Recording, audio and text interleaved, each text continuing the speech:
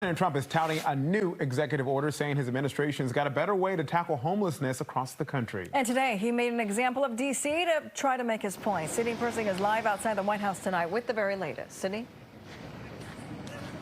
Yeah, well, President Trump told reporters plain and simple he is sick and tired of seeing tents full of people right in front of the White House. He believes that his new executive order is going to help people who are homeless get the care that they need and also make city streets safer across the country. But as you're about to see, not everyone agrees.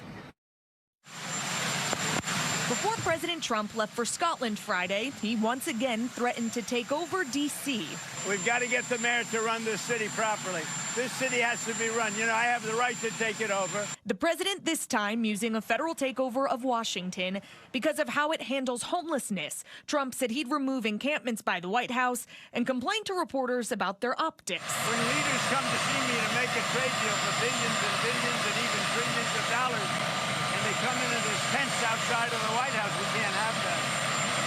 It doesn't sound nice, but we can't have it. Trump's remarks come just one day after he signed an executive order to make it easier for cities and states across the country to remove homeless people off the streets and put them into institutional treatment centers, in certain instances encouraging the use of involuntary civil commitment. The White House said its new approach will restore public order. I cannot emphasize enough how damaging this order is. Jesse Rabinowitz works for the D.C.-based National Homelessness Law Center and said institutionalization does not work.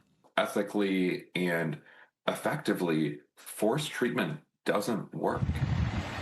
Homelessness is solved instead, Rabinowitz said, by providing folks with housing, support systems, and health care.